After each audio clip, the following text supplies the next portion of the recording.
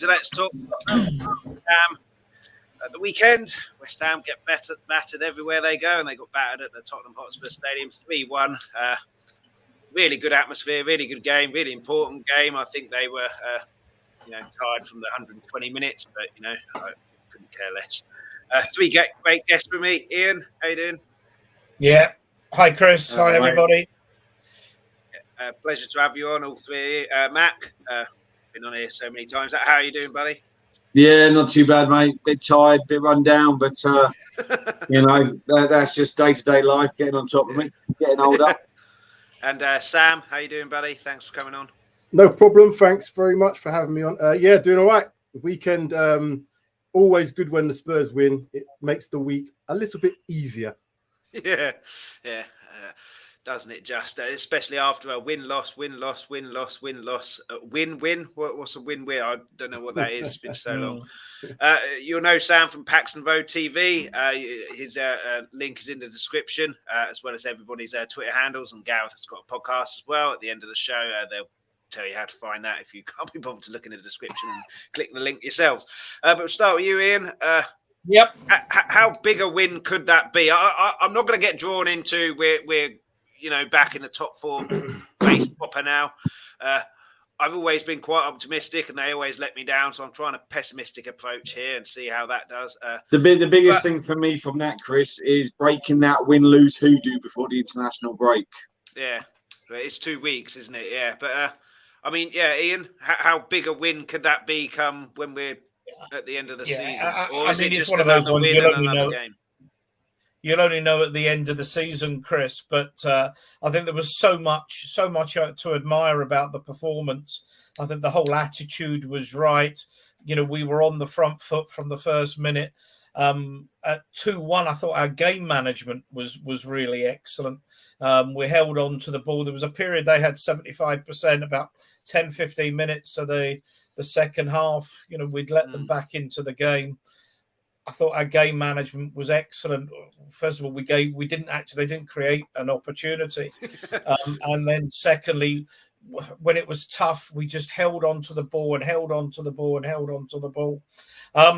Arsenal, it's 3 points. It's one game. We know they've got to come to Tottenham. There's another couple of goals on our goal difference, which was in negative a few weeks ago. And what is it now? Plus 11.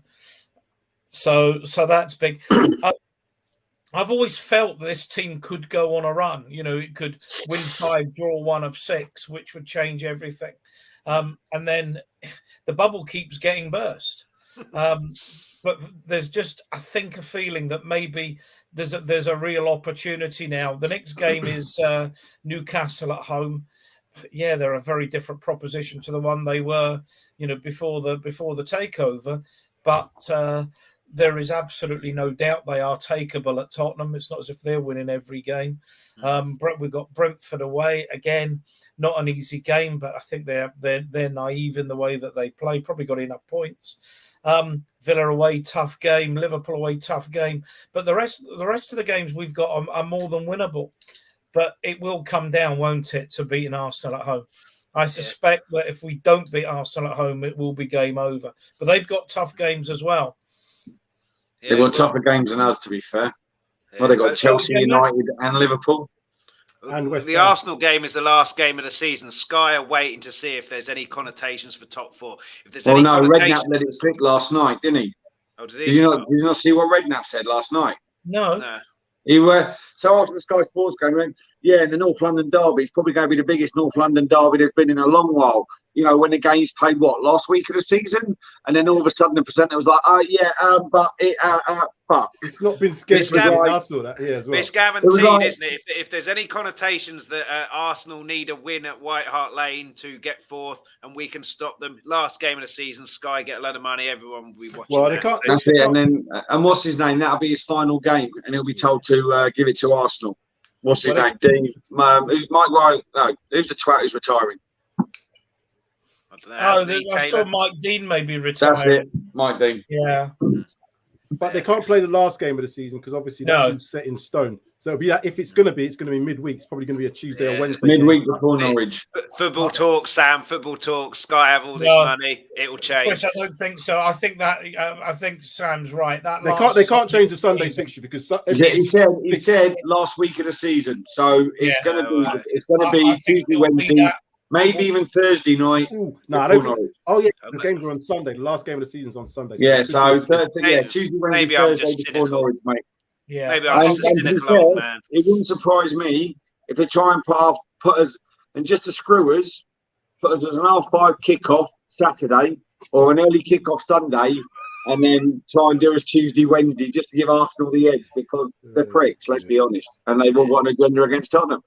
I'm not a couple of people in the chats, all regulars. Audio Artisan, how you doing, buddy? Chris Agenbar, how you doing? Wayne Bonner, always in the Spurs chats as well. How you doing, Wayne? Even gents, lovely weather this weekend when the sun was shining brightly. Absolutely. Thanks to everybody watching. All the comments, keep them coming in. Please hit the like. Please hit the subscribe. 197 subscribers at the moment. Please get me to 200. Get me to 200. That'd be amazing. But Mac,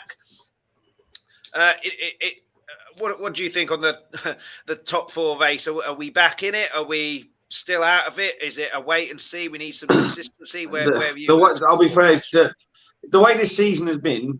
Now we've got crowds back. It's been a bit top. I think it's been a little bit topsy turvy. There's games that, if you look across the board, that haven't gone the way that you'd have predicted. That ourselves included.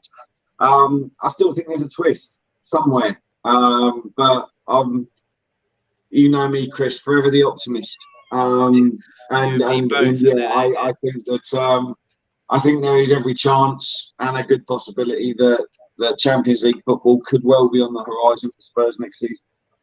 And what do you think, Sam? Do you think it's a huge result in the sense that there's a 2-week break now and we needed a win going into that 2-week break rather than a loss or something damaging? Certainly if we are in the top four race, which mathematically we are, that it would have been a loss to a direct rival there. How do you see the hugeness, if there is a hugeness of that result on Sunday? Yeah, so we've had two games of huge consequence. Obviously, the Man United game. When you're playing for that top four, everybody's in and around the same sort of points. You have to try and take points off your rivals. You get the points off them, but it takes them out of the picture. For Man United, we brought them back into the picture because of mistakes. If you look at the last games that we've had some really good performances in terms of keeping clean sheets, apart from that Man United game. You know, we've got that Man United game. They scored 3 goals from Ronaldo, which they shouldn't have had. Going back to the point you've made, though, it's a massive result against West Ham because, again, it takes them out of the equation. They're now going to be focused on the Europa. I'm not worried about Wolves. So the worst we could probably finish is around about 6, I would imagine. However, we are in this race because of the fact that, you know, Arsenal have to come to us. They may be 3 points ahead in the game in hand, but their fixtures are significantly harder. And the way that we're positioned just in behind, the pressure's now on them. If it was the other way around, I would say the pressure's on us because, as we've seen, when we're front runners, we don't seem to cope too well. But I think Conte being that, you know, just in behind Arsenal, he's already applying the pressure. You know, he was in his pre-match press conference, said something like, you know, when they asked him about the postponed fixture, he's very cutting about it. He said, well, you know, they didn't want to play or something to that effect. And now he's saying, yeah, we're 3 points in it and we're fully in the race. So he's applying the pressure. And as Max said, there's going to be a twist or turn towards the end. I mean, do you think the pressure's getting to Arteta because he's moaned at the Premier League for fixture congestion? The same Premier League that let him get away with not playing a game because he sent too many people off to the. I think it's a position he didn't expect to be in. I didn't think he expected to be in it like this so soon.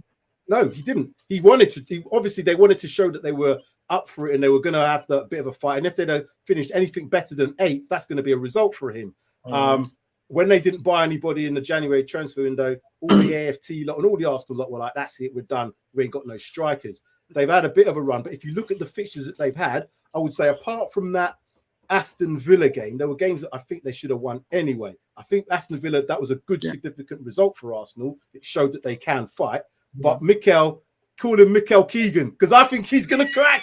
I think he's going to crack. I'd love it if we beat them. I think everybody, Chris, was really disappointed in the way Aston Villa played on Saturday lunchtime. I really expected a lot more from Villa. Are they on the beach, do you think, or just an off day for them? think a little bit both. I think Arsenal played really well. I mean, I think there's no getting away from the fact that he's got them playing pretty well. And we all know Arsenal supporters. And I'm sure we all know Arsenal supporters that 6 months ago were screaming for him to get sacked, and now he's in 4th place and still in control of their own destiny.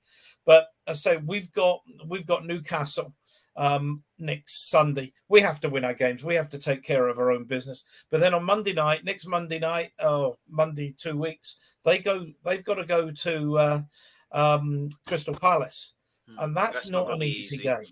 So, you're still thinking with some of these away games, I think they've also got to go to Manchester United. Have they also got to go to Liverpool like us? They've got Liverpool and Chelsea, I believe. Chelsea, Liverpool, Chelsea, and West Ham. They've got West Ham in there. They've got and I think Man United. Games. I'm sure they've got Man United. They have got Man United. Yeah, they've got all I'll of have a those look at their fixtures, because I'm sure they've got some really tough fixtures. Ultimately, all we can do is take care of our own business. But they've got some tough games, and they start dropping points. All of a sudden, they're looking over their shoulder. If we can get them at the lane, and I think it will be that last week of the season. I think Arteta's starting to make his excuses, though, isn't he, Ian? Well, how many games? Fixture congestion, because you're scared to death you're going to bottle the advantage you currently have. And then he's got someone else to blame, other than the fact that the process has shown a bit of fruit, but not completely blossomed. You can bet your bottom dollar, you're right, and you can bet your bottom dollar that Conte is going to be playing the mind games with them. Are you sure you're up for this? Have you not had enough? Is 4 days rest not enough for you? And you can bet your bottom dollar Conte will be in their heads. But the ideal would be if we can get to that game against them at our place, maybe even a point up.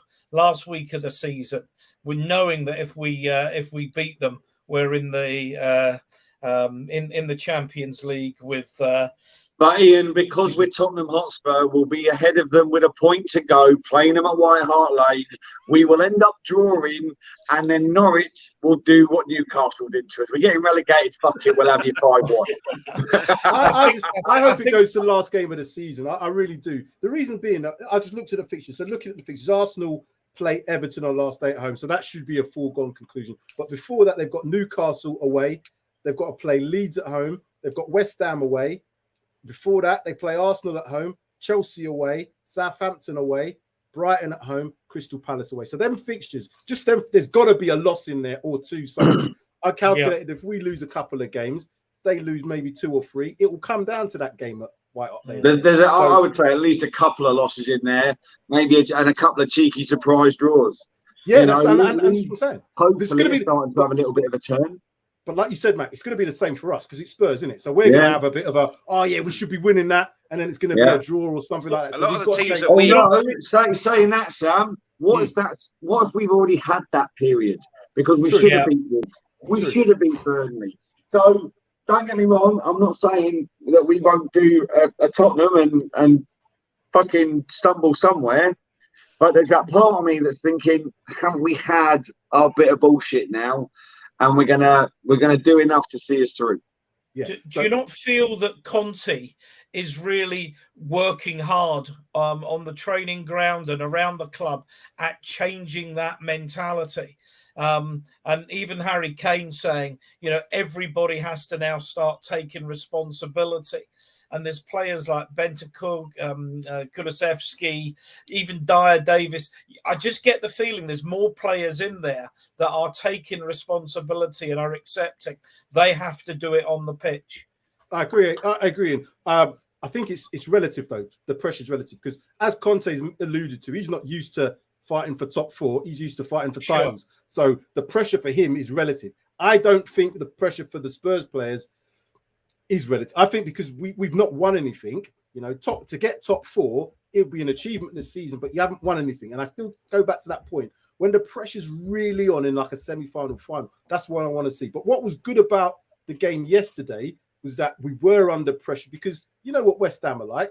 If they get a set piece, a corner, across, they are likely to maybe get an opportunity, which they did score from yesterday. So the fact that we kind of managed that last period and then got the goal, Conte was well happy because he saw things developing in the terms of the play and the style of play. So if he's happy with how they're playing, it can only be down to individual errors, which we saw in the Man United game, which we saw in the Burnley game, And as Max said, we've kind of got them games out of the way. If we can be consistent, cut them mistakes out. We've got the firepower now. We've got 17 goals in the last 5 games or whatever it is.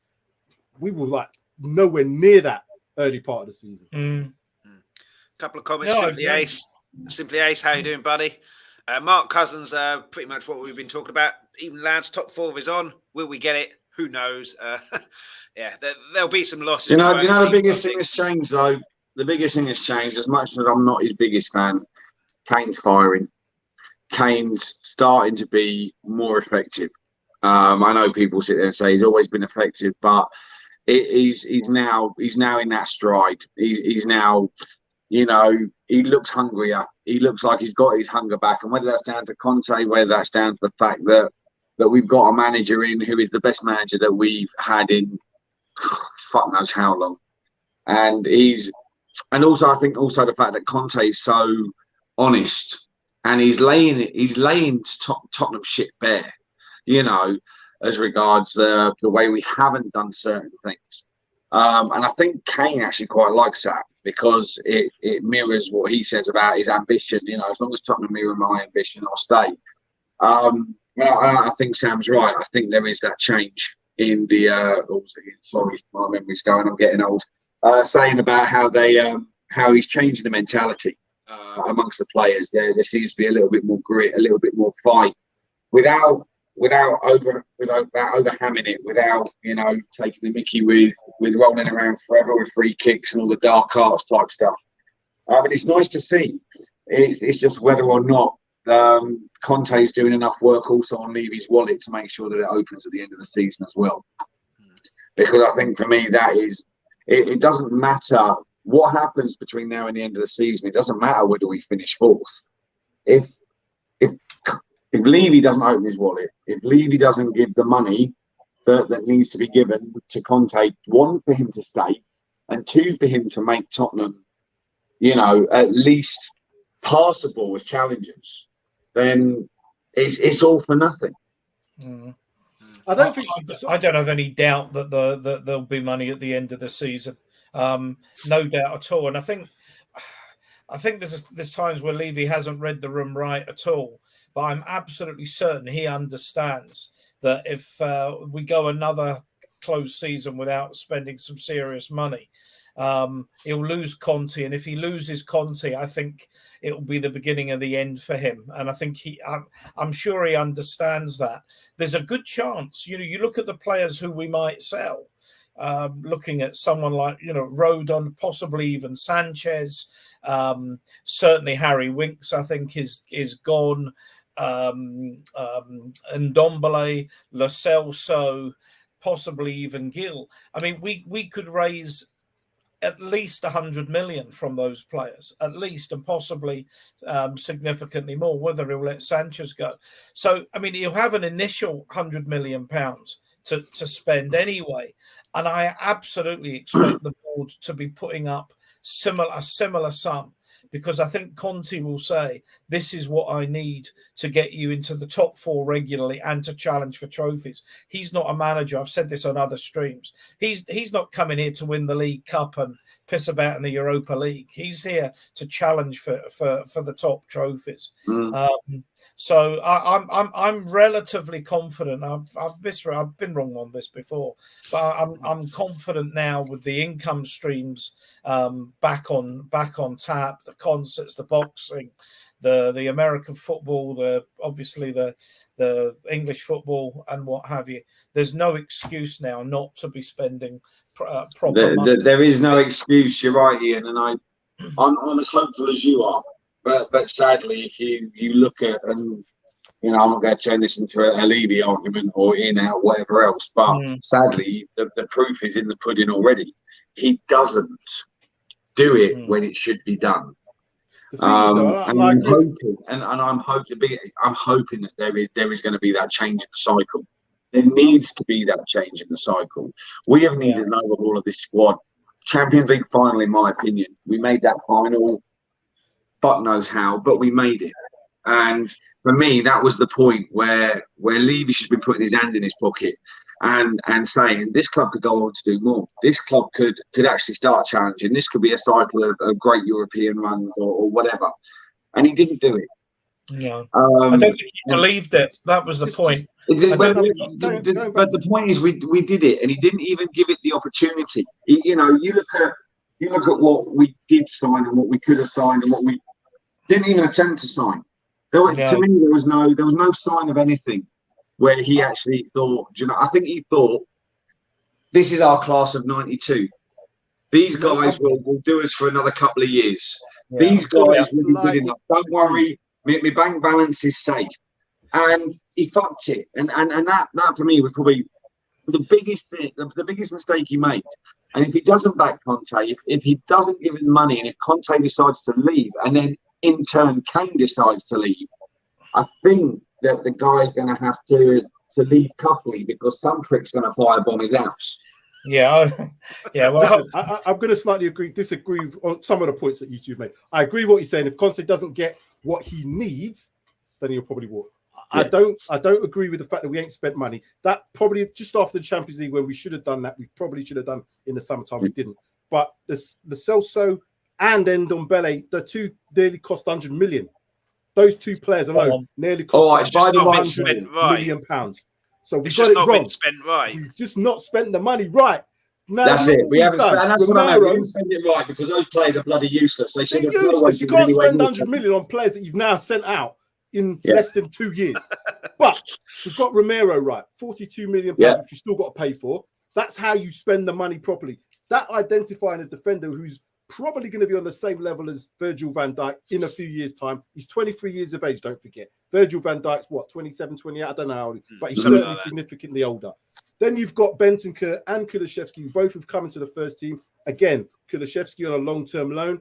Good business. We got this from Simply Ace, that those two have settled in straight away, been excellent for us. If we did not sign them, we'd be nowhere near the top four. 100%. Yeah. Do you know what? I love it because as soon as they joined, everybody's going, "Oh, Juve rejects. We should be punching higher. We should be aiming for this." And do you know what? Everybody who's watching, anybody who watches this stream, I've said from the beginning, shut up. These guys are going to be great. So just a bit. There you go. Thank you. I told you so. The issue is there. The issue is there. Like, because this again, and it was something I've also said on your show, Chris, is the negativity that we get with what we do buy without giving them a chance, without looking at what they have done. They might not have fitted into certain systems, recent Juve, but Kulusevski fitted in well at Parma. Bentancur was great during Sarri's season. I've said it before, and everyone called these guys rejects. Now all of a sudden he's the ginger prince from Sweden with his own song, and Bentancur is the greatest midfielder since Glenn Hoddle and Paul Gascoigne. I'm not saying that he's not up there, but the way the fans are now going on about him, considering these guys were Juve rejects, I think, Jesus Christ, if you'd given these guys a chance in the first place, half you wouldn't be eating humble pie right now or pretending that you never said anything in the first place. Well, the thing is, they were relatively cheap. When you compare them to Ndombele, for example, they were relatively cheap, and they've been far more effective so far than Ndombele has for us this season. So in terms of spending the money in the summer, he needs to spend money, but spending money isn't the be all or end all. The be all it's spending the money right, but it's making sure. But this is the thing. When I say about spending, Conte knows. Yeah, the be all or end all is spending the money on what Conte wants. If Conte wants a player that, if we want a player that's 50 million, but Conte says I want this player who's 10, you go and get the 10 million because that's what Conte wants. Yeah, and I think Bentancur, Kulusevski, and the transfer window, albeit it was too little in and too many out. I think those players in had Conte's fingerprints all over it. Absolutely. And he wanted those players. And what was it, 14 million for Bentancur and a loan for Kulusevski. We were wanting Vlahovic and Luiz, who's gone to Liverpool. And these two have been superb. Bentancur's learning quickly that he doesn't get the time on the ball, but he was superb at West Ham. He was terrible at Man United, but he still showed for the ball. Kulusevski's looks like he's played with Kane and Son all his life. And so in the summer, it's not so much Levy has to spend 100 million. He has to spend whatever Conte says. If Conte he's got to get the right player. And this is it. But the problem is though, sometimes, especially my opinion as regards Conte is some of these guys are going to cost money. Yeah, and they're going to Conte cost says them I want that serious money. player. I want that player who's 200 million. Then Conte really needs. Well, to yeah, he's going to be he's told to talking take a hike, isn't he? But, I think Conte's smart enough to know that I can't go and get someone for 100 million because Levy won't sanction that. It needs to be smaller amounts. He bought Ashley Young for Roma, who was that free or it was very cheap, but if not free, he was superb for Roma. So, yeah, as long as Conte gets what he wants and the type of players that he wants, I don't mind if Levy only spends 50 million if it's the players that I don't mind. Conte wants. And I don't mind if they get free transfers and they look at that sort because people we get a little bit this, it's a free transfer, he's no good. But that's what happens. The football's changing now. Players are not signing contracts because they know if they go to the end of their contract, they're holding all the cards. You've seen that. We've seen that significantly. We've got Mbappe probably moving for nothing. He's a £200 million player. Yeah, so prime example. If we got Dybala, are people going to say because he was a free transfer? 100%. And if he flopped, you'd say, because he was worth nothing. But that player, we've been chasing him for years now. So if we get the things right, and if we don't sell any players, I've identified that I think we could get away with buying 4 players. I think we need 2 new wing backs, 100%. Mark Cousins asked about Dybala here, but there'll probably be a queue around the corner, wouldn't there, for him? Yeah, I think we need but he's got history with Conte, hasn't he? Has he not played under Conte at Juve? I have no idea. I can't answer that. There's going to be a queue for him like there is for the brothel when a submarine comes into shore. All right, it's going to be a case of whoever pays the most money is where he's going to go. Let's be perfectly honest. I mean, back to the game as well. We do have to say I've got a couple of friends who are West Ham fans. Mike, who was on Rob, sorry, he was on last week. Mike, who's been on before. I was chatting to them after the game, and we do have to say that their 120 minutes against Sevilla, I think definitely was a factor. That they weren't pressing us, they weren't closing us down. The chances that they had, including the goal, were kind of from our carelessness, if you like, and the fact that we still can't defend set pieces. But other than that, I can't remember Lloris having to do anything. And yeah, I mean, we moan about our strength and depth. They were saying about that as well. I think it's fairly evident now that they'll be focusing on that Europa League rather than. I'll be honest, Chris. I think that 120 minutes thing's utter shite. How many seasons have we played in Europe and we've been, Sunday, Thursday, Sunday, Thursday, Sunday, Thursday, Sunday, Thursday? It was never an excuse for us. So why is it? This is a team who haven't been in Europe for God knows how long against a team who was second in the league. But you've got to remember, West Ham are massive, so it shouldn't matter. Well, what do you think, Ian? Do you think the 120 minutes made a factor? We got one yes, one no. I think that last half hour when. If they hadn't had that 120 minutes, I think they would have been pushing and pressing us much harder.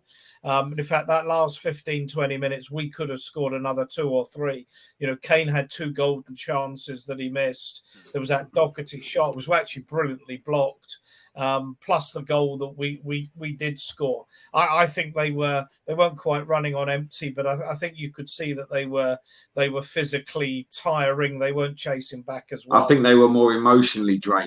I don't think that matters what it is. I think that's right. I mean, you get on a high like that, you probably don't sleep much because the adrenaline is absolutely pumping through every vein on the Thursday. Then the adrenaline subsides. Then you feel tired. That's probably you're well into Friday by then, and you've got to pick yourself up and play Sunday. I don't think it's that easy. I mean, the fact is you can have a circular argument. You can talk about it all night long. But, at 2-1, I was starting to get a little bit nervous, I must be honest. But they didn't do that much when they had the ball. They're a better side than that. They hurt as well. That's what I thought as well. Audio Artisan says we lost most of our Sunday games after the Thursday night Europa games. Sam, what did you think? Was that West Ham that you expect to see, or West Ham that kind of looked like they played 120 minutes? What were your thoughts on that?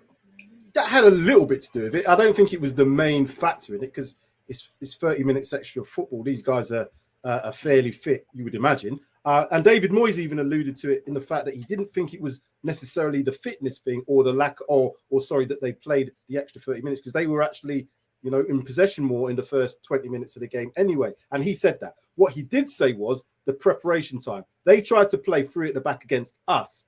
And we've done that consistently since Conte's been here. So the other thing is we scored the first goal. Had they scored the first goal, I think it would have been 100% a different game because they would have been able to sit back and not expend as much energy. And that's what they probably would have liked to have done yesterday. They didn't, so they're always chasing the game. And that's going to play into the fact of 100% for us because A, they're going to expend more energy, but B, it plays into our hands because we're a counter-attacking team. Whether people want to accept that or not, we have ability to play football, but fundamentally, we're a team that can defend well to spring on a counter. And that's good from my perspective because it's working.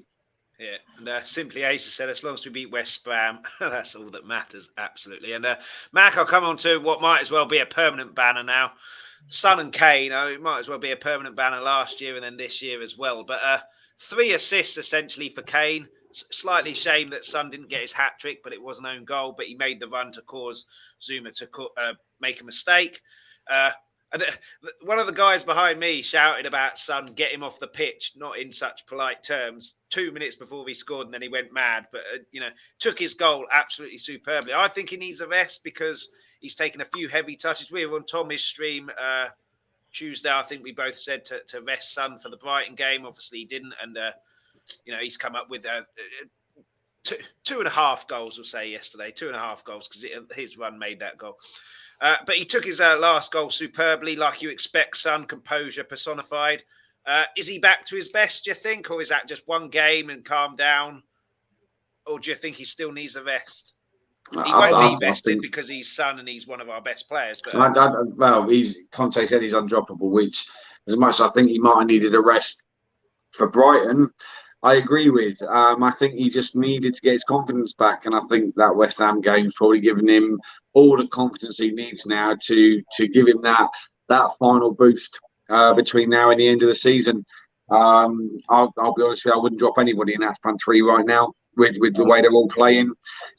Kane is, like I said earlier, Kane is now properly found his feet.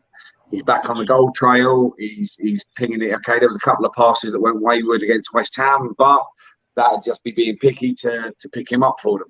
You'd have bet, even the miss, you'd have bet your house on that one. But regardless, Kulusevski, he's come in and he's absolutely blinding. 7 starts, 2 goals, 4 assists. Great stats for a guy who's supposed to be given time to settle into the league. And was no good in January when we signed him, like you alluded to. No good, Kulusevski, when we signed him. 2 goals, 4 assists, 7 starts. There you go. You can't argue with those stats. It's brilliant. And then, Son just needed some confidence. And, West Ham's giving it to him. For me, that's it now. It's now just whether those 3 continue doing what they're doing. Like you said, it looks like Kulusevski's been part of that trio from day dot, and it's wonderful how he's just slotted into it. The way he's so natural, the way he battles, the way he creates. He's not scared to make the runs. He's not scared to take people on, but he does it with control. He does it with a bit of finesse, and it's a beautiful thing to watch. I'm loving watching Kulusevski right now. I mean, I was thinking that in terms of resting, I don't think any players are getting a rest if they're fit of that 11. I mean, I think that in terms of starting sides now, it's that 11, possibly Sessegnon, possibly. Sessegnon. I felt Reguilon was really poor yesterday, but he took a dive as well, didn't he? He should have been booked for that. I know. He should have done. Son should have been booked as well. We have to say, for the ball being rolled to his leg and falling over. How can you say that? The guy was walking. The ball hit him as he was walking. Could have killed him. Could have killed him. I thought, mate.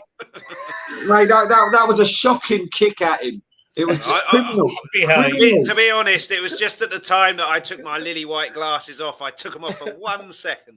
I'm not even going to lie. What was that? Did you think he was going to take his cat home or something? Do you know what I mean? I agree. Yeah. It was dangerous play. You know what I mean? Should never be allowed on a football pitch. I think certainly the second one for life for that kick at Chris. We should be banned for life for that kick. I think with Veguion, certainly the second one he got put through, I think Sessegnon would have had more composure there. Veguion never looked like he was going to score. But yeah. The only thing for me Sessegnon is missing is a goal right now. And that really just...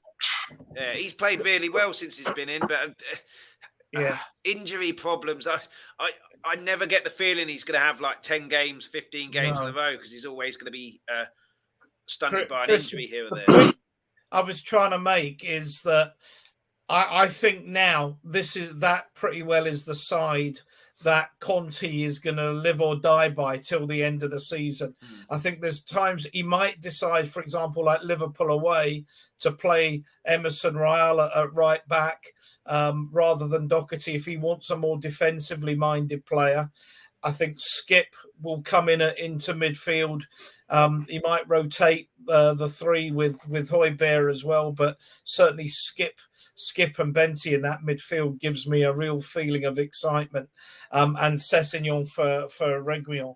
I think in terms of a starting team, that 14 players will be where the starting 11, unless there's injuries, but I don't think Bergwijn, Moura, what have you, I think they'll stay on the bench. Yeah. But I think the starting 11 will come from that 14 between now and the end of the season. Yeah.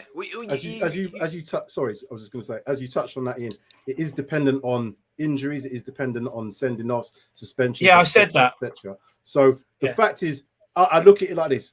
You're right. I don't think the teams like Arsenal, West Ham, or us can afford to really change too much. The only team that has that ability would be Manchester United, but I think they're in a bit more of a disarray just because of where they are and where they're looking to get to. So I think if you look at the squads, Man United have got the best squad of those teams, but I think we've got the best manager. So if I take all that into consideration, looking at the fixtures, looking at that, if we have a bit of luck with the injuries, we have a bit of luck with the suspensions, as you said, we've probably got 14 players to choose from. I can't see why we shouldn't have the performances. It's just now having a bit of luck to get the results, because football is about luck as well. Yeah, a couple of comments. Simply Ace. Ben Davis was poor yesterday. Thought he was at fault for the first goal. Veguion has a great engine with little end product. I'm not sure about the Davies thing. I thought there were 3 people who missed the header from... I thought Son played a big part in that. Yeah, and then Son missed Ben Rama, I think, who scored the goal. And then Scott M says, Son and Kane with a difference. Without them, we lose. When they're on, we have a chance. And, I mean, Kulusevski, Sam, it's the first time I've watched him live. And I'll probably get mocked for this kind of comment, but it's the first player that I've seen us have who, when he runs forward, the ball seems to stick to him with such control, like Max said, like a Ginola, like a Bale. He looks in total control when he's running with the ball. And yeah, you talk about players who come in, they've got to make a difference. They've got to make a stand and force themselves in. And he's literally forced himself into that first 11 in 1 or 2 games. And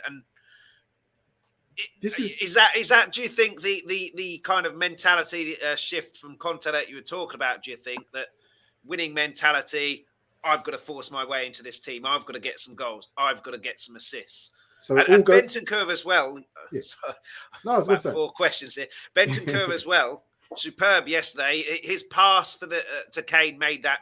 Well, Kane's pass made the goal, but the pass to Kane gave him that space to be able to look up, Son to run on, and he was superb yesterday. I thought both of them. Yeah. So for me, it goes all that.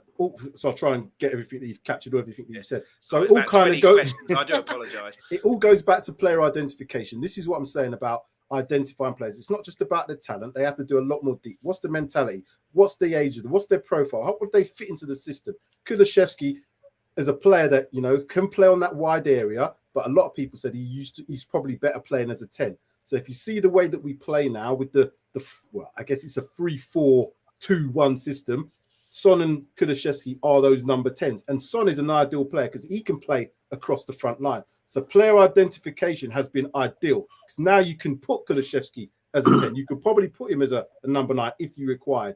And he's got the strength. And you can see that he's probably got the mentality having been under pressure being at Juve. Same for Bentancur. I heard that Bentancur, one of the things that Conte said is that Bentancur plays better in a 2 as opposed to a 3. Hence the reason why he's persisted with this 3-4-2-1 system. And you can see the reason why, because Bentancur has got an engine. Someone said in our stream yesterday, they didn't think he was that mobile. I was like, what? He's one of the most mobile players that we've got. Yeah. He glides across the pitch. I was like, a good partnership with Højbjerg as well, isn't he? Yeah. In Skip's Chris, absence, who is huge, Skip, but he seems to have formed a good partnership, Bentancur and Højbjerg, at this moment in time. But hang on, before you move on from what Sam was saying, I mean, I think Sam's made a really, really important point. Let me play devil's advocate. I'm Daniel Levy. You want £100 million? Hang on, I gave you 30 million quid. You bought me Soldado. You bought me, you got me Lo Celso. I gave you £40 million. I gave you nearly £60 million. You got me Ndombele. In other words, who's done the due diligence? Where's the due diligence? The players that we've got in for relatively little money, Romero, these are, I mean, he's got, I think, a couple wrong. I'm not sure about Gil, and certainly Galini doesn't fill me with any inspiration. But Romero, Kozlowski, and Bentancur, they are superb pieces of recruitment and players with the physicality and the mentality to play in the English game. And I think Levy will have a lot more confidence in what we bring in if we can bring in players like that. Because Kulusevski, his strength, the times he wins the ball, we think, oh, he's lost that, and suddenly comes away with a ball. He's absolutely tailor-made. People go on about Kulusevski's speed, about him lacking speed, but actually he was up there in the top in Serie A for the quickest wingers, but also as well, have you noticed how quick he is, how switched on he is, quick in his head?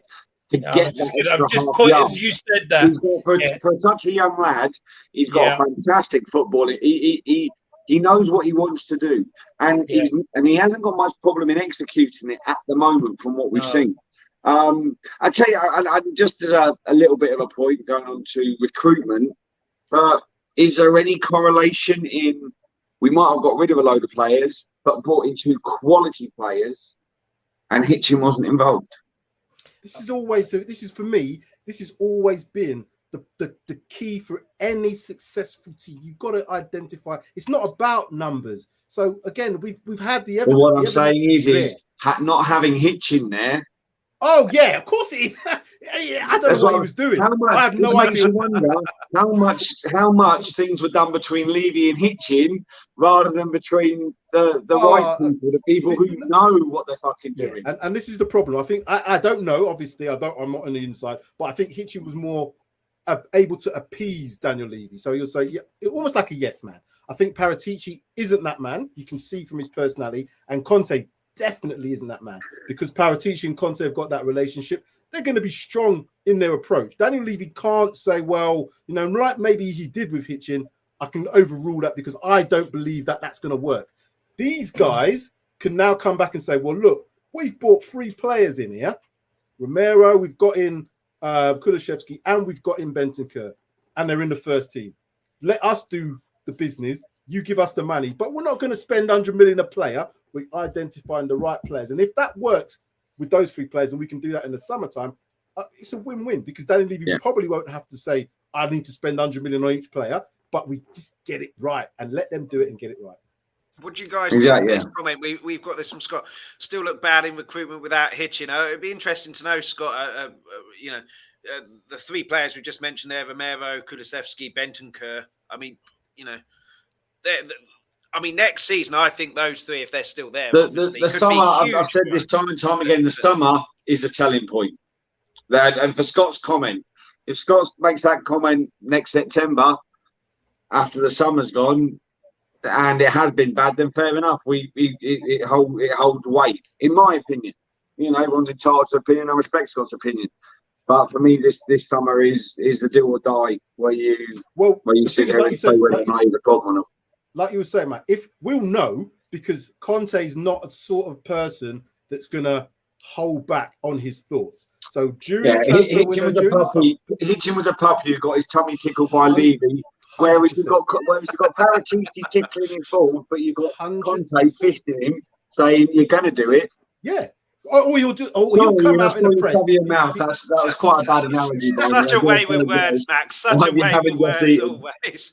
But Conte will let us know. He will let us know in the press, and we'll be under no illusions if he's not happy. as we can see from game to game. If he's happy and he gets what he wants to a degree, he's going to be smiles and jumping for joy. If he's not, and in the summertime we'll know, we'll see. I've said that if he walks because of the fact that he hasn't got what he wants, not because we haven't spent the money, because he hasn't got what he wants, then yeah, it's done. Sam, to be fair, I've said my biggest fear for the transfer window is 2 weeks before the start of the season, we're looking for a new striker and a new manager. No, like I said, this is the other thing. That is my biggest fear, that Levy doesn't back him, and we're going to be looking for a Kane replacement and a Conte replacement with 2 weeks ago. We are fucked. Yeah, sorry for the language. Can I pick up on Scott's last comment? Because Scott sometimes can be a little bit on the negative side. I mean, Emerson was bought I'll just read it out for the people listening. Emerson, Hill, Sarr, Galini, 2 players better than the crap we had, but not great players and do little to address the major issues we have. I mean, most of those players, Emerson, Galini aside, were, I think, possibly before the Paratici era. But the last 2 that we've got have been hit, so hopefully that's a turning point. But yeah, sorry, Ian. Well, I think that's right. I think the first thing is Emerson was bought to play right back under Nuno. Now, I'm not going to say he's a great piece of recruitment. He's not, but he's not really suited to play a Conte game. He's just not. Gil, don't know. He's got a lot of talent. I personally think he's one of those that I would agree. I don't think someone's done their proper due diligence about what's needed for the English game. Sarr he should have been loaned out, shouldn't he, to an English team, Hill, to get him used to the English league, not Valencia. Either that or let's just cash in. Sarr is a kid. I mean, he's just won the African Cup of Nations. I know he only played a couple of games as a sub, but you know, he's still a kid. He's still learning the game. Whether he's good enough, I don't know. I don't know enough about him. Galini, I think, shocking. I mean, everything I've seen about him makes me think he's not going to be a Tottenham goalkeeper. But I think the important point is how Paratici works with Conte. That Conte says, this is what I want, this is what I need, and Paratici is doing the legwork to get those players into the club. That way, it will work. So who did we get in the summer? But I mean, Scott's not entirely wrong about that. Some of Paratici's signings were not great, but just on that point about them signings. If you look at Hill, if you look at who was it? We got in Emerson. Who else? We got Sarr. There was a theme in that. They were looking at young, talented players to progress, but that's when we had Nuno. I guess they were, but that was the right policy, because I was saying we weren't buying enough talented players to come in. What happened was Nuno wasn't the right manager for the job, so I don't think he was involved in the signings of the players. Conte has been in the January transfer window, and if you think about it, the 2 players that have come in, they've both come into the first team. So again, when we had the policy before Conte come in, it's a little bit hit and miss. Although there was a strategy, it probably got wrong with 2 of the signings, but Conte now involved with Paratici, they're getting it right. So we have to take that forward into the summer, 2, 3 or 4 signings, and they get it right with the players that are already improved now. We'll have a very, very good squad, in my opinion. Yeah. And one of the players that Paratici did bring in, Romero, and obviously Antonio is West Ham's danger man. So Romero versus Antonio, I thought Romero won that hands down. He pretty much forced... Was Antonio playing? Yeah, well, he had a couple of chances, didn't he? He had one just after... No. He had a couple of forearms, didn't he? He had that one just after we scored, where Kane played a hospital ball to Romero. Romero couldn't do too much because if he gets it wrong, it's a penalty, and he put it just wide. Then midway through the second half, where he ballooned it over. But I thought Romero never let him turn. Antonio is really dangerous. When he turns, gets to run at people because he's so strong. Romero never let him turn. He always back to goal, into him, get the ball or foul him, whatever. Dyer did his bit as well when Romero switched positions. But I thought Romero was superb on Sunday, certainly against him. And Declan Rice as well didn't really have anything to do. I thought Bentancur was superb in there. But yeah, Romero, he's not been maligned. Our defence has been maligned. But yeah, Ian Romero, I thought he was absolutely superb and essentially just forced Moyes to take their danger man off. Yeah. Am I coming through okay? Because my stream Yeah. keeps feeling like it's... you're fine. yeah, okay. I thought Romero was fabulous. I mean, absolute colossus of a performance. He just looks so comfortable. And I think the comparisons with VVD are absolutely appropriate. Just their comfort on the ball and their ability to read the game is just wonderful. But I thought the three at the back, there was a comment, I think, from Mark about Davis playing poorly. I thought Davis played really well, that was as did Dyer, and considering he's patched up. I thought the three of them, that was from Simply Ace, was it? I thought Davis had a really, really good game. He brought the ball out of defence really well. Was one of those ones setting Reguilon up as well. And as I say, Reguilon's a little bit wasteful with the end product. And of course the two, Bentancur and Højbjerg. I think in that, that spine of the side, we were just really, really strong. I think for the back Romero three, if you look at our back line, and with exception to when we had prime Toby and prime Vertonghen, when they were the best defensive partnership in the Premier League. Yeah. But you look who they had in front of them as well at the time. They had Dembele.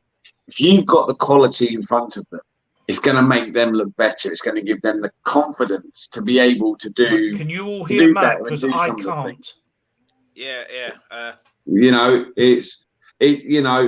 look at Bentancur, the way he turned and split those two West Ham players on the edge of our own box.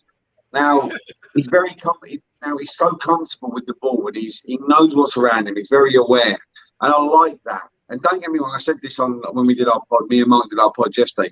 He's going to get caught out at least once doing that, right? Because he's done it a couple of times, but to be able to know that you've got a couple of boys in front of you that's going to either knock the crap out of the player with the ball before he gets to you in Højbjerg, or one that's got the ability to take the ball and then, get past the players to then start an attacking movement or try and kickstart an attacking movement. It's nothing but positiveness for the guy sat there at the back three. Davies has come on brilliantly under Conte, in my opinion. He's had a few moments where he's looked like the Davies of old, but on the whole, I think he's shown vast improvement. But I do think that a lot of credit there goes to the guys who are sat in front of them as well. Yeah, I mean, what did you think, Sam? We've got a comment here. Where is it? Simply Ace. Romero, Bentancur, brilliant under pressure, and the main reasons we can bring the ball out from the back. But one of Romero's criticisms is going in hard, and he's not one to just stand off and go in hard. You've got to know when to do that. I thought against Antonio, that's the way you play against him when he's back to goal. You don't let him turn. You go in hard. If you give away a free kick, it's a free kick, but he's not turned you and you're not in trouble. But yeah, your thoughts on Romero. Yeah, obviously top quality play. He's I would say he's going to be in that world class bracket, as I said. Meant the comparisons of Virgil van Dijk. The difference though is his aggression. It's a plus positive because we need that, but it's going to be a bit of an Achilles heel if he gets it wrong. It's a double-edged sword, isn't it? Sometimes 100%. He's going to get it wrong, and it's a risk and reward thing. We want him to take that risk because if he can bully a player, it sets a precedence for the player, i.e. the player knows he's in for a physical game and he's not going to take the piss. So you come up against the strikers like a Lukaku, like a Mikel Antonio, who's basically physical aspects is what's going to make you as a defender think twice about, going in for them. He can deal with that physicality, but the risk comes with if he gets it wrong. There was a challenge he made towards late on in the game. I think it was in the centre circle. He made that sliding tackle. I can't remember which West Ham player it was, but he just about got it right. Had he got it wrong, he's probably going to get at least a yellow card for that.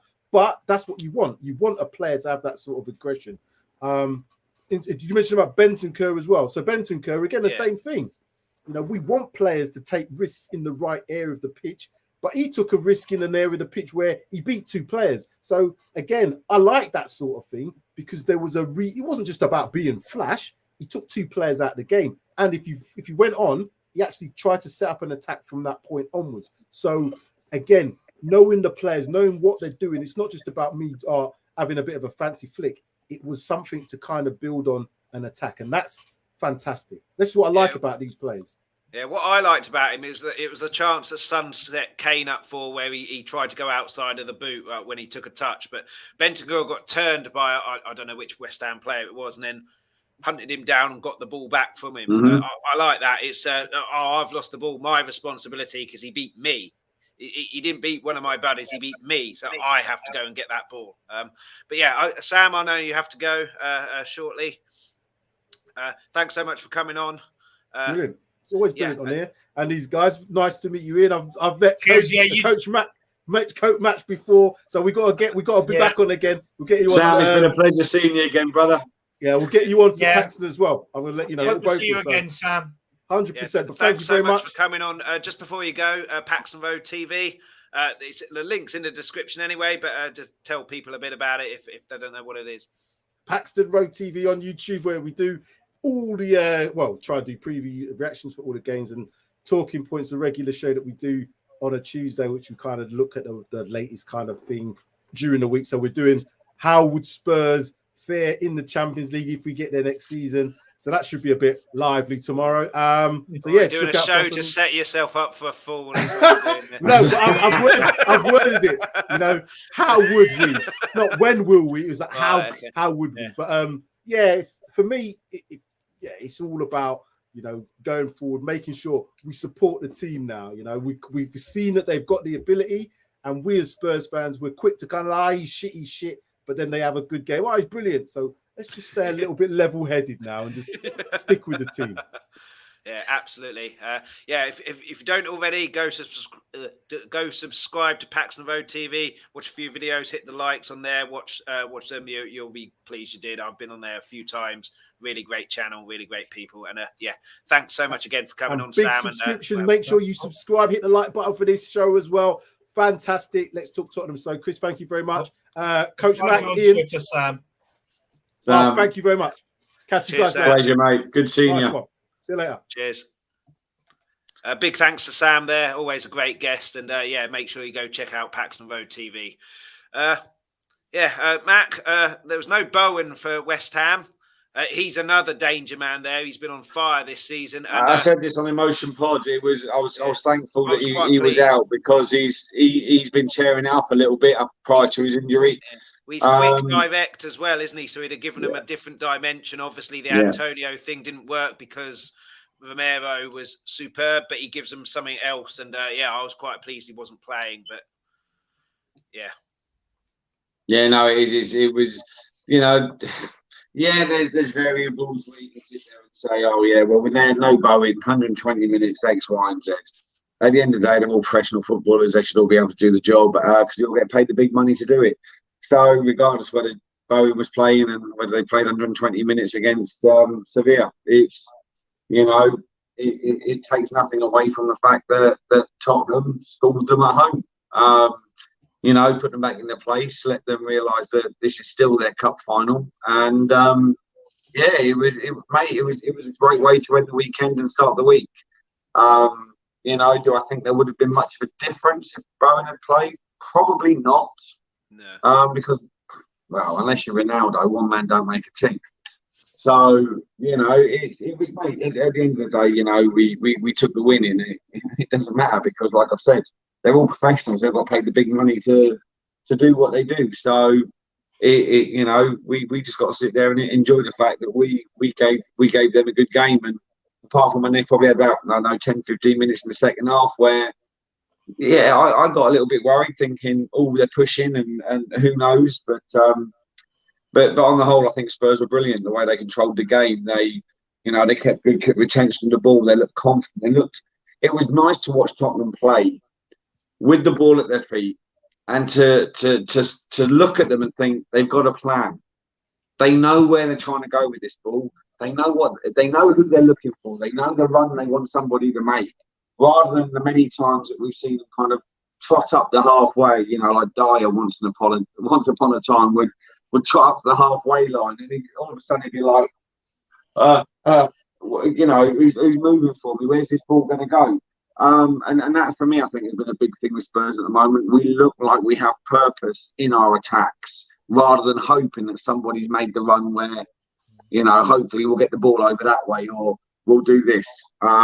I think that was a very big positive when I was watching that game for me to see that plan, that there is a plan.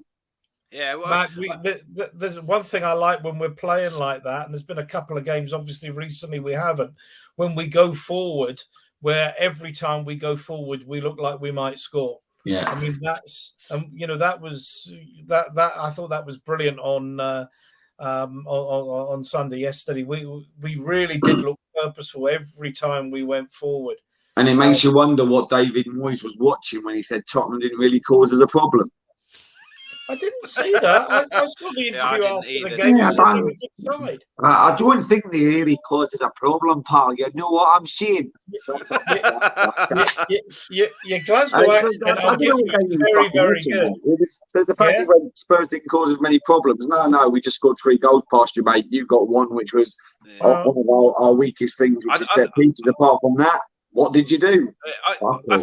I think what managers say in press in public is probably quite different to what they actually think and what they say in private and then to their players. Yeah. Unless he says exactly what he thinks. Well, yeah, he's just a one-off, isn't he? A couple of comments here. Simply Ace. Under Conte, there's been an improvement in seeing games out, which he failed to do last season. Spurfict 81. How you doing, buddy? Bentancur's calm and presence in the midfield is massive. Compare that to Winks, who often lacks composure. Thought he was great on Sunday. It's a player who's just got confidence, who's come in. I think that's Winks' issue. And then Audio Artisan has asked this, which is quite interesting. Kane or Son for the Golden Boot? Salah's on 20, Son 13, 12 for Kane. I think if you could tell me Salah would only score maybe 2 more this season, maybe. But I think Salah will probably hit at least 25. But yeah, absolutely superb. Being that, you know, Ian, at the start of the season, Son and Kane were not even in the top 20 of the goals scored. Now all of a sudden, 25 between them. And I think what you both said there, going forward, we look dangerous. I think Kulusevski is a huge part in that because when Kane comes deep, it's fine, only if someone takes his place up top. And normally that was Son, but now we've got 2 players. I said earlier, around the Christmas period, that if there was one player that we could get, money, no object, everything else, it would have been Vlahovic, because I think when Kane comes deep, he would have been the perfect person to come in there. But Kulusevski has just done fantastically well. And as I say, when Kane comes deep, the problem was when Kane comes deep, if there's no one there to finish off the great work that he's doing. But Son's runs, that telepathy that they have, once again, and even the goal, the own goal. If you look, the ball came through from Kulusevski to Kane. It's one little look up, and Son knows that he's got to go across the defender. Kane knows he's going to go across the defender, and he's pressured Zuma into making the mistake. It's just that telepathy. The ball for the second goal is of Hoddle quality, and maybe you're too young. The other good thing about Kulusevski is he's very direct in his play. There's none of this. You know full well, from watching, but I think that he's pretty much, that guy knows exactly what he's going to do as soon as he gets into the position he wants to get into. And that doesn't matter whether that's defended, deflected, or the pass makes it where he wants to go. He knows what he wants to do. He's got direction, he's got purpose, which I think is something that's also been lacking for Spurs, because how many times you come down the right or left side and then they hold the ball up, and all of a sudden, again, like I said about Dyer at the halfway line, oh, what do I do now? Oh, fuck. And then all of a sudden they're broke on the attack. The guy comes in, he's got a good left foot. He tries to get onto it, and as soon as he's onto it, he's looking for the pass, he's looking for the shot. And I think that is also something that works well for Kane and for Son. Yeah, and not afraid to have a shot either. He had a few balloon ones, but he's not afraid to have a ping. No, He gets in the position. I think the important thing, Chris, is that clearly Kane came back from the Euros. We had the transfer stuff and what have you. He clearly wasn't enjoying his football. And I think, you've got a manager like Nuno with the best will in the world, just wasn't Tottenham quality, was never going to be Tottenham quality. But Kane really looks like he's enjoying his football.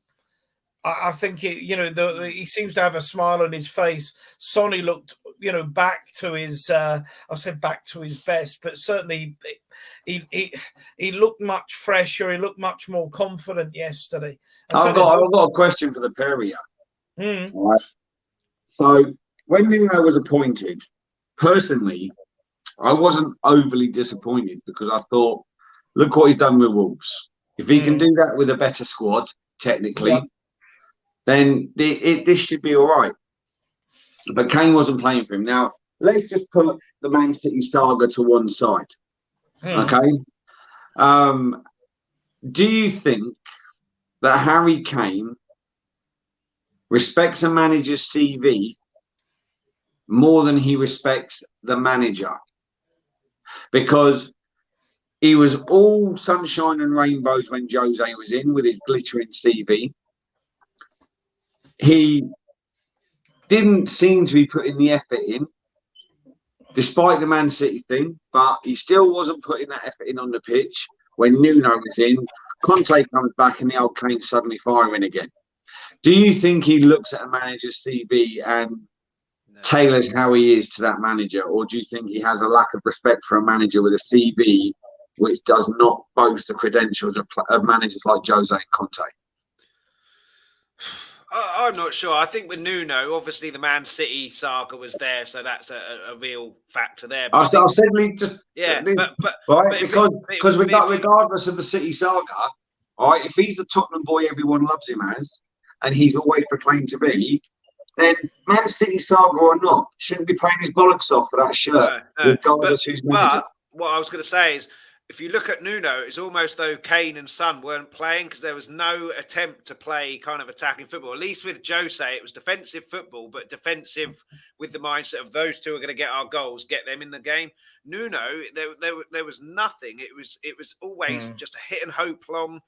Kane and Son are up there against four defenders. So I think he possibly just got disillusioned and fed up with the fact that I'm never going to get into the game here. Under Pochettino, under Jose, now with Conte, I'm involved in games. I'm involved in making stuff happen. Those guys understand, without being massively big-headed, those guys understand that I'm going to be key in getting our goals here.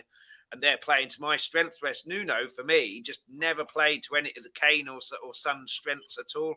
And I think he just got fed up with that. And he always says, like we said, if we're progressing, I'll stay.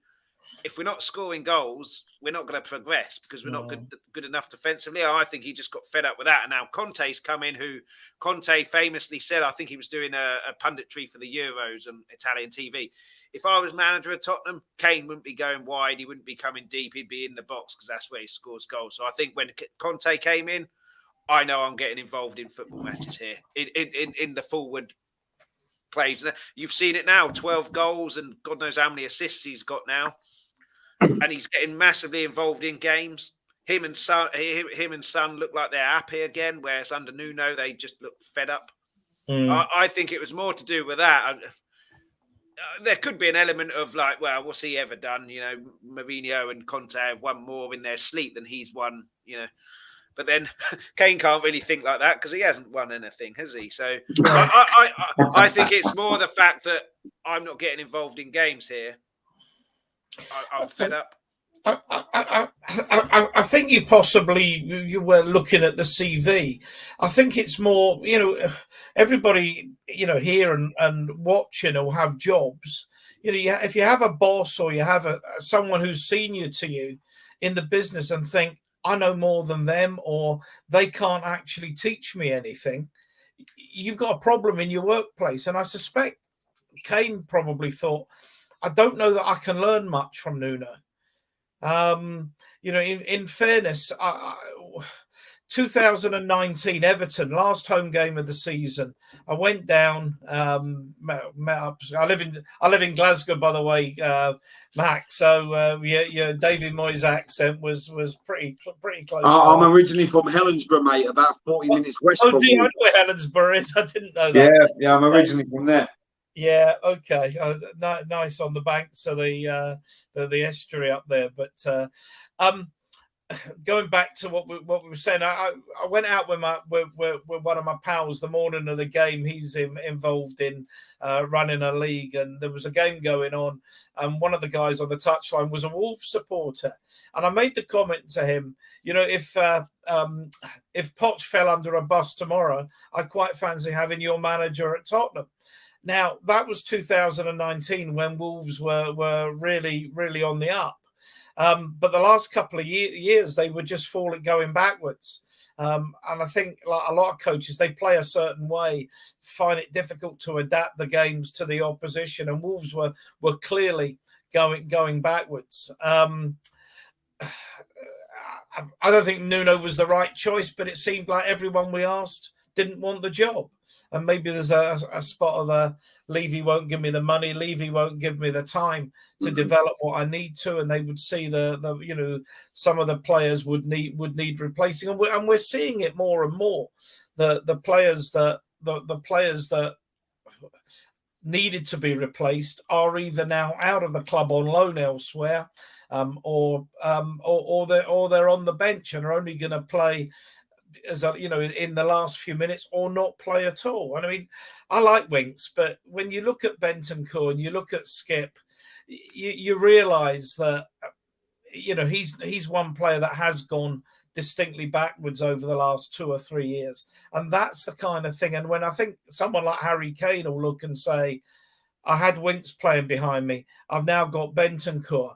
I had Moura, a lot of running, a lot of pace, a lot of enthusiasm, but no end product. And now I've got Kulusevski, who's strong, who's skillful, who can pass the ball and will be up, will be reading my passes. That's got to improve your mentality. Plus, you've got a coach that you can learn from, who's got a list of trophies, current trophies, not Mourinho, who was yesterday's man. Who's really going to bring out the best of you. No wonder Kane's happier.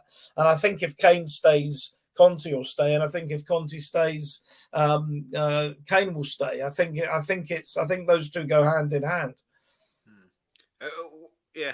One thing as well, I was really pleased about going back to the game. Last point on the game really was the closing down and the pressing, which we haven't seen. Yeah. Well, certainly consistently for a long, long time. And just a shout out to Doherty as well, because that first goal came from him closing down whoever was on West Ham's left. Yeah. And then it fell to Kulusevski, and then him, Kane and Son did the rest, and Zuma.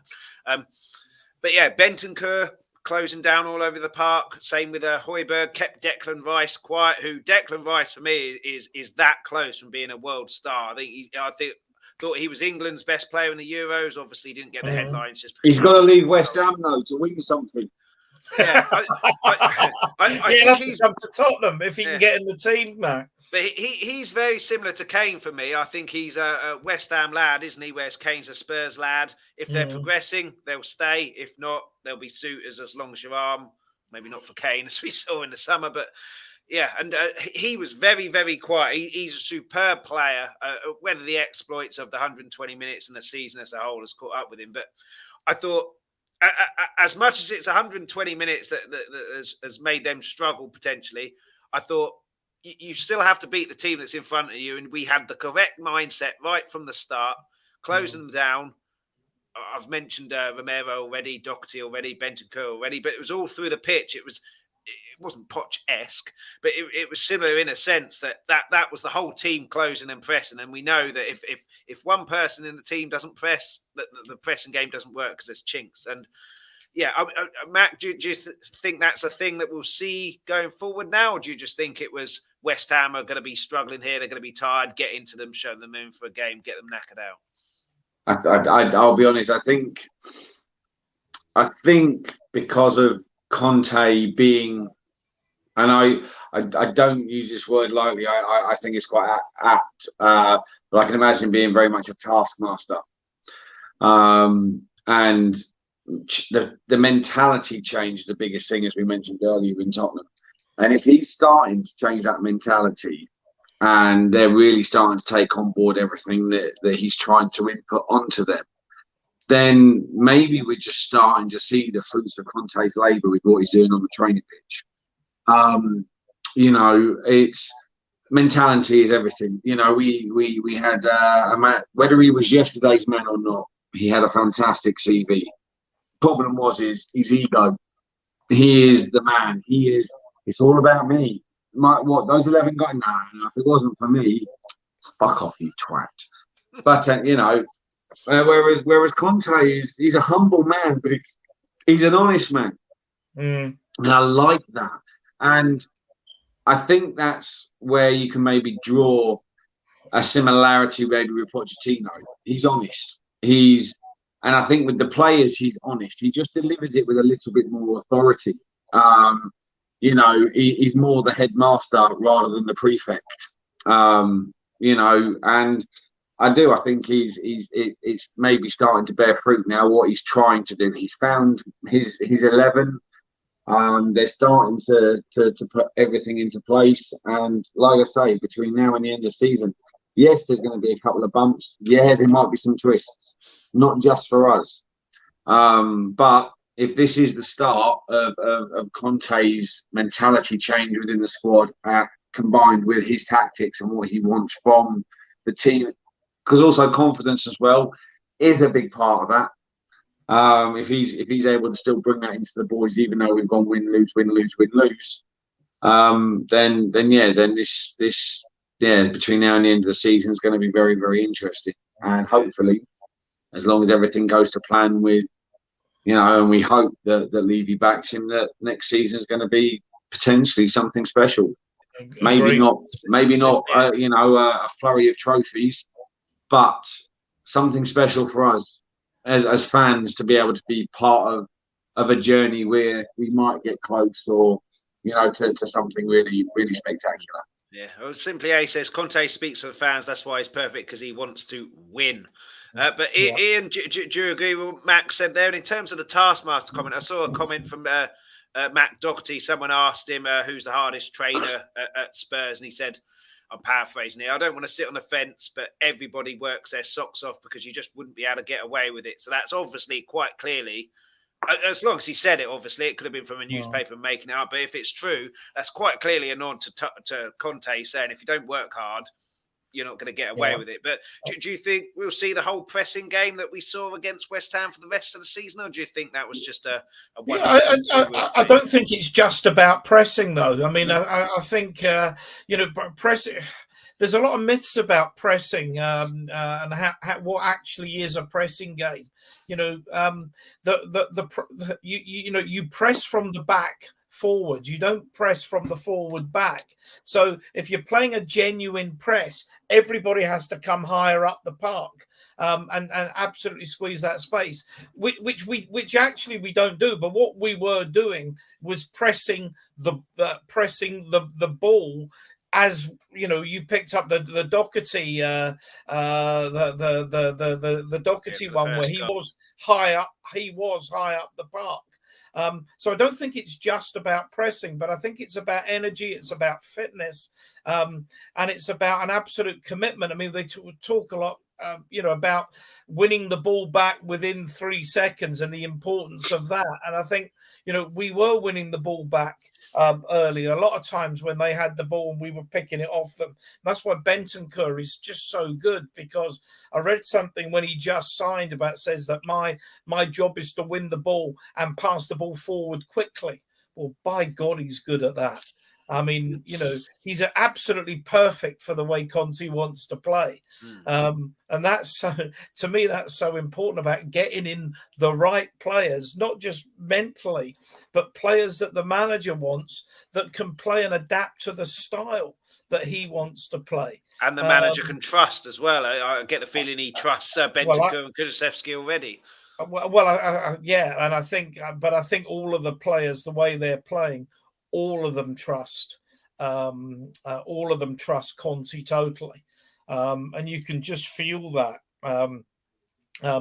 one or two of the things, the team's not good enough, and I'm wondering where he's going with that. But now we've improved. Now the team is good enough, and now as we go into that final sprint to the end of the season, he's telling them they're good enough. They can get this top four. Just keep going, and you can see it with. Jesus, the points that we've blown at Burnley, the Wolves game at home, what was the other game? We spunked the points. Wolves, Burnley, and who was the other home game that we messed? Southampton. I mean, heavens above. You think even if you take 6 of those 9, we're ahead of Arsenal all of a sudden, and they've got to come to us, and it's frustrating. But they've dropped points. I still think. Someone said it might have been you, Mac, that they'll drop points now between now and the end of the season. They've got some tough games coming up. Mate, they've got a chance of dropping. Well, they've got a chance of dropping 9. Liverpool, United, and Chelsea. West Ham potentially. Yeah. And like I said before, hopefully we've had our spell. And us. I don't think we'll drop 9 points between now and the end of the season. No, we've got what? Our toughest games now is what? Liverpool away. And Arsenal potentially. It's essentially what you want is the teams who have got nothing to play for, or teams who have got bigger things to play for. So I'm slightly worried with Arsenal Palace because they'll be focusing on that cup competition now. Palace, they're safe in the league. Probably won't get in Europe. They're probably in the middle somewhere. But Everton, I think, could be a banana skin for them because Everton potentially will still be in a relegation battle and have to win. Same with Leeds, although I think do you know what? I think Palace are gonna, because the one thing that Vieira has given Palace is pride. Right? Yeah, he's a proud man, and I'm not gonna lie, I kind of liked him when he played. I liked his mentality. I liked what he was about. I liked the way he had passion, he had pride in his own game. And I think he's putting that into Palace. And I think that's why the Palace will still be, regardless of what they're playing for or not, is they will still give their all game in, game out between now and the end of the season. Yeah, and I agree. And also, I can't see how Vieira is going to just simply sit back and allow his team to get rolled over by his old team, Arsenal. I just don't see it. I don't think he's the sort that says, well, we'll do Arsenal a favour. Just don't go out and worry too much, boys. Let's just play the semi-final. Don't think Vieira's that kind of person. Yeah, and he'll see Arsenal as a benchmark for how they could do in the semi-final. Yeah, that's a good point. Potentially. I didn't think of that. Yeah, I mean, we've got Newcastle next to, I think, are safe now. They won't go down, I don't think. And then in the summer, they'll go absolutely mad. But, they're playing for contracts. Their players are playing for contracts. So they've still got something because they want to be part of this big revolution. They want a nice big new contract next season with bigger money than they could ever imagine because they've got all that nice blood money sat there going through running out the time. So they've still got that to play for. Yeah, Lascelles is playing for a contract definitely because he's not good enough for that squad and for what they're going to be. But I don't think he's going to want to leave. And, so Newcastle are still going to be a tough prospect for anybody. Yeah, we'll obviously do the preview when we play them. But last question before we wrap up here. We've obviously got the international break. Is it a bad time? This is the first time in, 3 years. We won 2 on a spin, and then we've got 2 weeks off.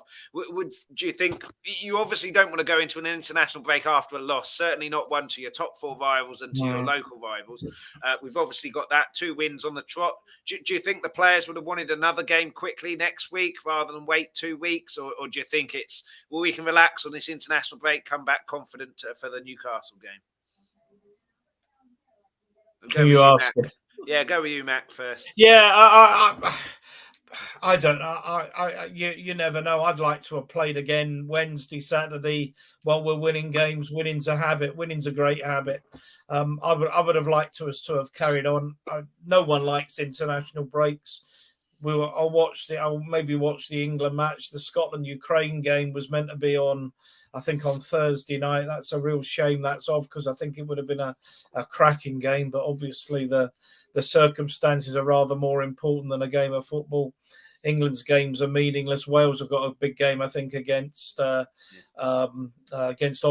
and Rodon and Davis presumably will play in that. I don't think the international breaks come at a good time at all. An audio artisan, Mac, makes a good point here, which I didn't think about. Just don't want anyone coming back injured. We're obviously on the final stretch of the season. Thank you very much for bringing that on just before I was about to make my point. International breaks was wanted as much as a part in the space team. We all hate them. All right, we don't want them. They're a pain in the absolute arse because they disrupt the flow of the season. They disrupt the flow of the momentum that your team is trying to build.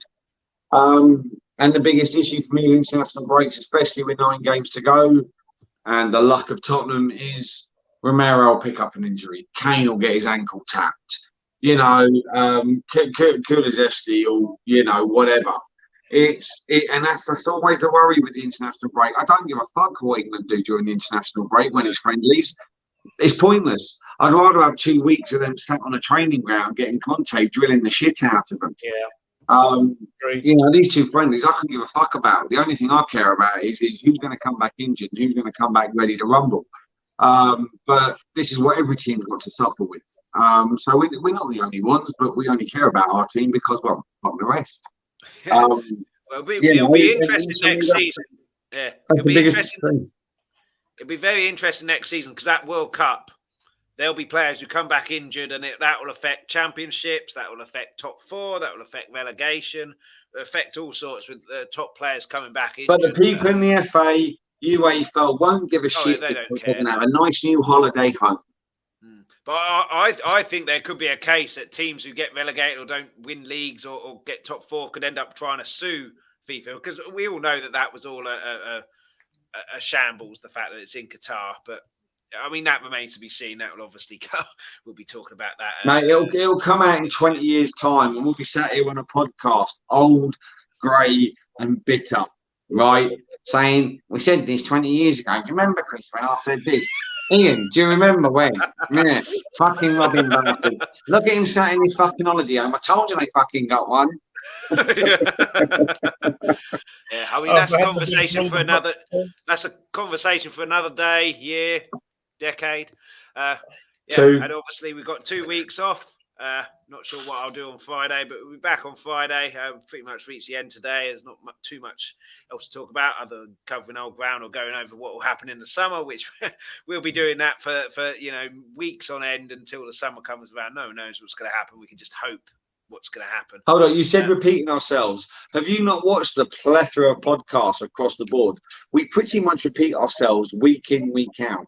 Oh, well, these guys are fantastic. Look at Kulusevski. Look how quick he is. Kane's amazing. Oh, Brad's son's got back. Do you think he should be dropped? Oh, Conte needs to get back. Levy's a prick. There you go. Another episode of a random podcast on. But in fairness, we have to have something. Like, subscribe button. In fairness, we have to talk about something for an hour and a half, and generally they're the things that always remain the same. So, Chris, have you noticed how much we all repeat ourselves on these podcasts? I mean, you took Son and Kane about how they're firing, and Bentancur, what a player. Well, Ian, you'll find it funny. I only said on Tommy Talks Ball the other day, and when I was on the shelf side on Thursday, I just happened to have said this. It's right. I'm thinking I said something on something stream, and I'm saying the same again. We're all the same. Anyway, yeah. I know you're wrapping up, Chris. Yeah, we pretty much reached the end today. Brilliant win yesterday. I said before the game, the Brighton win meant absolutely nothing if we didn't beat West Ham. We got 6 points out of 6 now. Hopefully gives us a real boost. Hopefully scares Arsenal a little bit in the fact that we do have to win. Otherwise, they're going to be breathing down our necks. Certainly the fact that they've got to come to us as well. And they've got a few tough games, certainly on paper, coming up. But like Max says, and we've all said, there will be twists and turns. And the history shows you no one ever wants that 4th place. every team loses weird games and all sorts of games on that run there. But yeah, thanks to Sam, who was on earlier as well. Make sure you check out Paxton Road TV. Mac, thanks so much for coming on. And pleasure, mate. You've got a podcast yourself. Yourself and Mark, give us a bit of a shout out and let people know where they can find it. So yeah, our podcast is available where you find most podcasts. There's a plethora of places. Myself and Mr. Sweeney at 1981 Spur. The podcast is called Out Emotion Pod, and we, as I've said on many podcasts, repeating myself, we're a mostly driven podcast. We talk about the game when the team comes out. We have a little rant about it. Then we, give our predictions. We then bitch at half time, and then we go batshit one way or the other at full time. Purely emotionally driven. Unlike these posh YouTube streams that I get to come on where they've got, their nice graphics in the background, their preloaded questions at the bottom, and their plants in the audience sending in their nice little messages and questions too. So yeah, it's just a bit of fun, and we enjoy doing it. But obviously this season we've not done as many as we would like to, because we both had the pleasure of being able to get to a few more games than we thought we would. So which just makes it a little bit difficult. But yeah, we popped one out yesterday. It's floating around on my Twitter page, Mark's Twitter page. And yeah, guys, just check it out. It's just two random Tottenham supporters talking shite. As opposed to 4 on today's one. Yeah.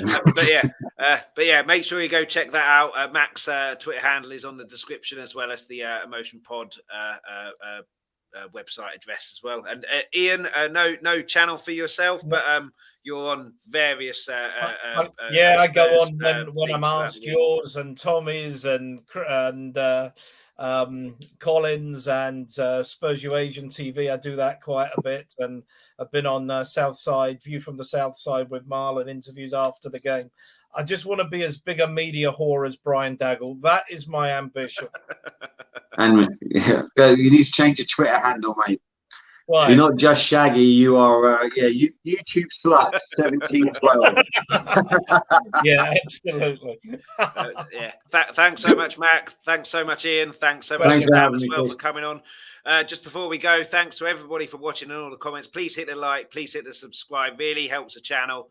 197 subscribers. Be great to get up to 200. And also as well, go to Bob Spur TV at Bob Spur TV on Twitter. He's coming back. He's coming back soon. I think in April. So make sure you watch that on the wall, or in the wall. Sorry. When it comes back, and go to Bob Spur TV on Twitter, because you'll get all the information there. There'll be some show when it comes back. Absolutely superb that he's coming back, and everyone watching this, everyone listening to this, everyone watching any kind of Spurs content on Twitter was hoping that he'd be coming back. There might be thousands watching that. Oh, yeah. I hope he extends his StreamYard license to more than just 10 people at a time, because he's going to have a lot more he might need it. Yeah. We'll all want to be on that show. Super Chat's going to be Super Chat's out of his arse, I hope. Absolutely. Yeah, so make sure you go it's going to be a good one. Yeah, so make sure you subscribe to Bob Spur TV. Make sure you follow him on Twitter, and you'll not miss when that's coming out. And be back on Friday. God knows what we're going to talk about. There's an international break. Just repeat yourself, Chris. You'll be all right. Yeah, I'll just replay this. I'll just replay this stream or one of the other ones, an older one, so people don't notice it's a really old one. But yeah. Thanks so much for watching. Please hit like, please hit subscribe. Go into the description. Go to Mac's Raw Emotion podcast. Go to Sam's Paxton Road TV. Hit like, subscribe there, and come on, you Spurs.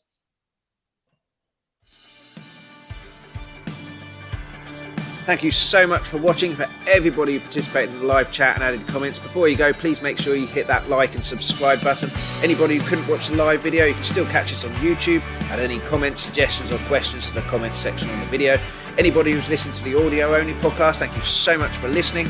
Anybody who wants the audio-only podcast, you get this wherever you get your podcast from. Alternatively, if you go to Twitter at Talk Tottenham, you'll find all the information there. We'll be back soon. We're live Mondays, 8 p.m, Fridays, 12:30 UK time. Until then, come on, you Spurs!